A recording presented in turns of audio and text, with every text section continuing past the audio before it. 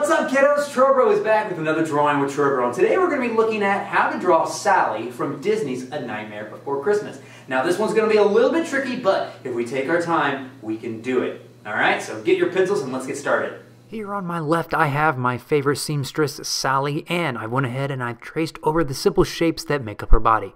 Now after I hide the actual picture of Sally, you're going to notice that the dress has disappeared. That is because I have created the shapes that make up her body. Now at this point, if you wanted to, you could put Sally in whatever clothes you wanted to. You could put her in a shirt and jeans, you could put her in a suit. But I am going to draw the dress, but I want you to be thinking of the shapes that make up Sally's body. So if you wanted to draw her in different poses or stuff, you could, because you're using these shapes. Think of those little circles as little, I don't know, they're like joints basically. Both up, you could move her legs around if you wanted to. And so over here on the right, I've measured off the top and the bottom of how tall I want Sally to be, and then I'm starting with the head, and you kind of see that like I've put little spacers between, so it's like I know that her neck's going to be this long, her torso, which is from like her top of her chest to her hips, and then her legs. And usually your body is like the halfway point is where your legs are, so usually you're half torso, half legs. There's a lot of legs. And you'll also notice that I'm putting down my little cross in Sally's face. That's going to help me put her eyes in the right spot, and then I'm going down to her neck, and her neck is very skinny. It's kind of like an orange on a toothpick, really. And then after her neck is her torso, and her torso kind of has the classic hourglass shape. Usually when I draw, I am drawing very lightly because I know I'm going to have to draw over this and I'm going to have to erase it later on. So make sure you're not pushing down hard. But after you finish up her torso, I'm going to move on to the next biggest shape, and that is the legs. And I'm kind of putting a little mark about where the knees are. The knees are usually about halfway between where the hips are and the feet. And so then her legs kind of go straight down. And if you want to, you can basically just draw like two straight like rectangles down for her legs. But kind of notice how her legs kind of go in around the knee and then come back out for the calf muscles. Kind of like a little curve. It kind of goes out for the leg and then back in for the knee and then back out for the calf and then goes back in for the ankle. It's kind of like a sideways hill shape going on the side. You'll notice that I always draw the thing that's in the front first. So this leg on the left, her right leg, is in front of the left leg. So I always draw it first. Now if you feel like I'm going too fast, pause it, rewind it a little bit. All right, art's never erased. It's about the finished product. Now her feet are really small. I think if you had a toy of Sally, she probably would not be able to stand up on her own because her feet are very small, very, very tiny. But they're little triangle shapes. She's got high heels on, looking fashionable. For her arms, I'm going to start with her shoulder, which is a little circle. That's her joint right there. And if you wanted to, you could move her arms around, make her be in a different pose. But I'm drawing from the picture on the left, and she's holding this little flower right here. And so I draw the circles kind of where they are, and then I kind of just connect them with rectangles.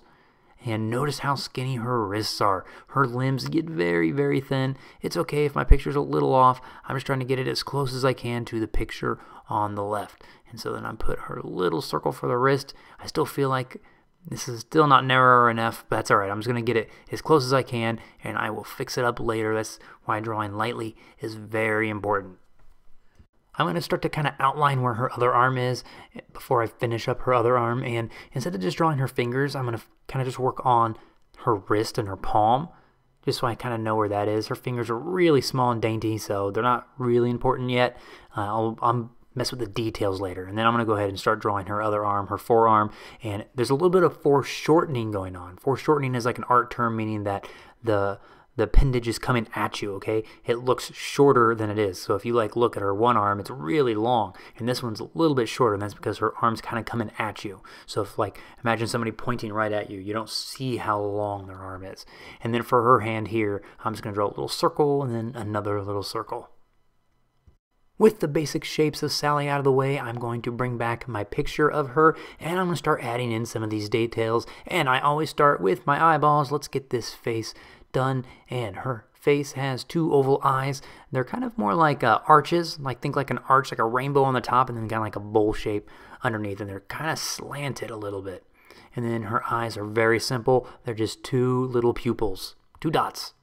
For her nose, it comes right off of her eye right here. Her right eye kind of just swoops down and then swoops back. It's kind of like a little mountain, but it's on a side. And then don't forget, she's got a little line for her other little nostrils. And then she's got a little bit of eyebrows just kind of right above it. She's got a lot of eyelashes, but I'm going to work on those details a little bit later. Then for her mouth. Now, for her top lip, it looks kind of like a little mountain range, but instead of like one peak, there's two. So it kind of goes up, and there's like a little peak, and then it goes back down, then wait, nope, back up for a little peak. And then on the bottom comes along that smile shape. All right, looks like she has a smile, and then there's like a pair of lips on them. And there's just kind of like an upside down hill right there. And then you'll kind of notice that inside of her mouth, she's got this little white shape for her teeth. And I'm going to kind of draw that. Now, as I'm drawing this, I'm kind of noticing that it doesn't look exactly right. So what I'm going to do is I'm going to erase it. That's why drawing lightly is super important. Sometimes if you feel like your drawing is way off, feel free to erase it.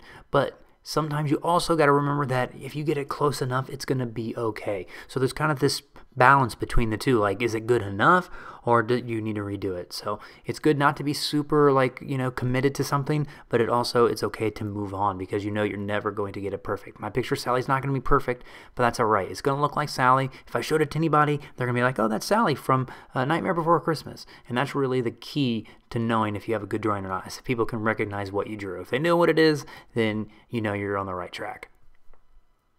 Now with her face done, I'm going to come down here and start drawing her dress. I'm going to draw this before the hair, just because I know her hair kind of comes and it kind of goes around her dress and stuff. So before I start drawing that, I want to make sure that I have the shapes right for her dress. And so right around her neck, it just V's, and then right from her shoulders, it goes right into her sleeves of her dress. And instead of drawing all those zigzags, I'm just going to kind of draw like a straight line for now. I am going to come back and add some of those zigzags and stuff later, but I just want to kind of get the general shape right first. Remember, we want to generalize shapes first. Before I do any of the details in this dress, I'm going to just draw all the main shapes that make up it. Like, so this orange piece of fabric, the green, and then the pink with the little spirals. I'm trying to get all of those shapes first before I do details, because you don't want to draw a bunch of details and be like, oh man, I messed up and I got to erase it all. So always draw big shapes first and then refine your drawing. With the top of her dress done, I am going to make my way to the top of her head and start working on her hair. And her hair is parted right down the middle, which is nice. So right at the top of that little cross that we drew, it kind of just makes two little mounds, and it goes to the left and the right, and then goes straight down to where her shoulders are. Her hair is pretty simple, and even though there's a lot of lines, I'm trying to get the big shapes out of the way. So I'm trying to get that outside line first that defines all of that red hair, and then you'll kind of notice that her hair, she's got like the front part of her hair and then the back. And the back is a little bit darker. That's kind of like by her neck and stuff. So there's like kind of like a line that comes like kind of right where her ear would be, and it goes kind of straight down, and it's a little bit brighter red, and then it's like darker red on the inside. So I'm just going to get that. I'm not going to worry about any of the details. Now I'm going to come down here and I'll work on these fingers, and I'm going to draw the pinky first on this little hand, and it kind of just, it's like a little curve. It's kind of like a little curved hot dog shape. And then the middle finger kind of comes right on top of it, but it's a little bit smaller. And then her pointer finger, same thing. And then her little thumb is coming off. This is like a little triangle coming right at the end, right there, holding that rose. Maybe it's a dandelion. I don't know what kind of flower it is. It looks dead. And then the same thing for her other hand. They're kind of like these little triangles. I'm kind of noticing that my hand is off a little bit, so I'm going to move my hand a little bit down to the left because it is closer to that sleeve right there. It's not too big of a problem to fix. And then, once again, little hot dogs that are kind of more pointy at the ends. She's got like, it looks like three fingers, and then same thing, a little thumb coming off. Here I'm going to just draw the stem of this flower. I'm not going to work on the flower yet. I'm going to kind of save that for a little bit. I want to get the big shapes out of the way first. So let's get the stem down, and then let's come down here and draw the bottom of her dress. Kind of comes out a little bit, and then at the bottom, once again, instead of drawing all the little details, all those little mountain ranges and stuff, I'm just going to draw kind of a straight line for where the bottom of her dress is, and we'll fill in those details in a little bit. As I'm doing that, I'm kind of filling in where the different pieces of fabric are. Like, here is the purple and black striped, here is the yellow pattern, here's the green pattern, and here's the big pieces of fabric. I'm not doing any of the details yet, just trying to get and see where they lie. And I'm using those green lines that I drew on the left. I'm kind of using those to make sure that I'm putting my fabric lines where they need to. Make sure they're the right shape, the right size. Then I'm going to come down here and draw her feet. She's got these cool little like boot warmers. I don't know, they're like socks. They're kind of crunchy, and they basically look like donuts. There's like a big donut, a medium-sized donut, and then a little bitty donut. Now with that done, I think I have the basic shapes out of the way. I'm going to come up here and start adding a little bit of details that I see.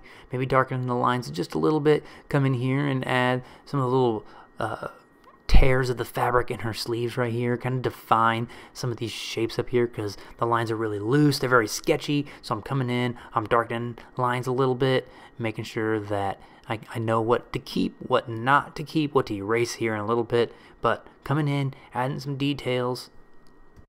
Now for this pink little spiral thing, what I'm going to do is I'm just going to kind of draw where those circles are. I'm not going to do the details yet, but very lightly I'm going to draw where I see a circle. So there's a circle here, a circle right down below that one, another little circle, and here in a little bit, when I'm done with that, I'll draw the spirals later. But I don't want to focus too much on the little details. Remember, big shapes, smaller shapes.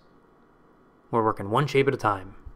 Then I'm going to come down here and draw the polka dots that I see, and instead of just drawing polka dots randomly whenever, I'm going to draw them where I see them. So it looks like she's got about 1, 2, 3, 4, 5, 6 little dots. Some of them are hidden, and you can just see just the top of it right there, or just like the right of it. But make sure that you're drawing what you see and not be like, oh, I'm just drawing polka dots, just draw them randomly.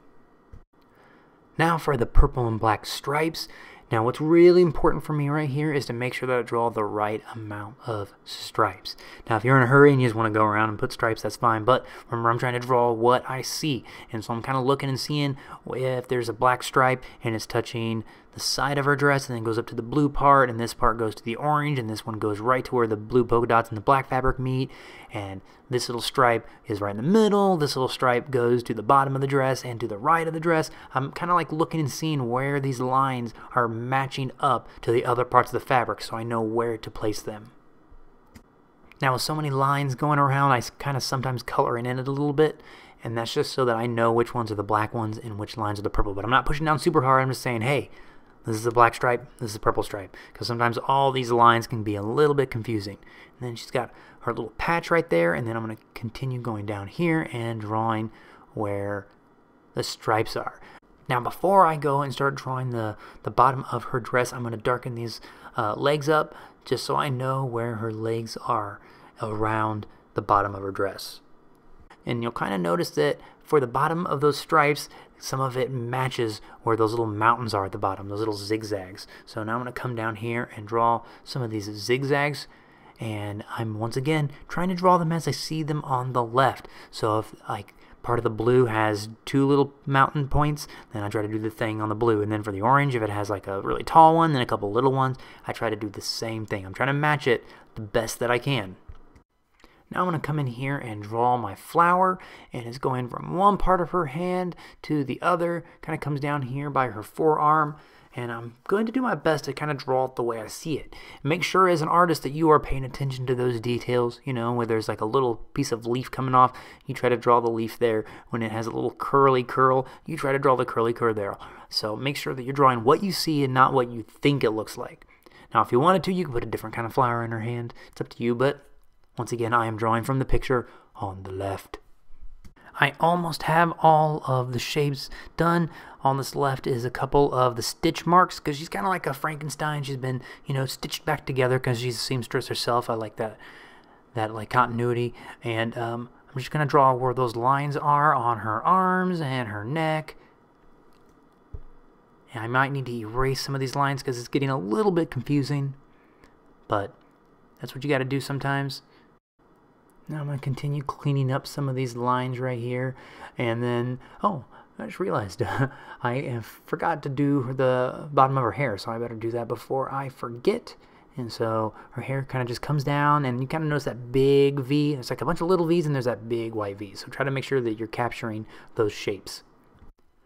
Now, before I start darkening this drawing, I'm kind of realizing that there are a lot of details on Sally. So I'm going to take my eraser and I'm going to go around and I'm going to clean up all of my drawing before I start drawing darker. I have the basic shapes out of the way, and sometimes when a drawing has a lot of details, I don't want to draw it 2 or 3 times, all right? drawing a lot of details. So what I'm going to do is I have the basic shapes, and I'm not going to worry about the little curly curls in the purple of the dress or any of the polka dots. I can do that with like a Sharpie, and it's simple enough that I know I'm not going to mess up. So I'm just cleaning up my drawing before I start darkening it. For this next part, I'm going to speed it up, but it took me about 22 minutes to sit here and darken and color in all of Sally right here.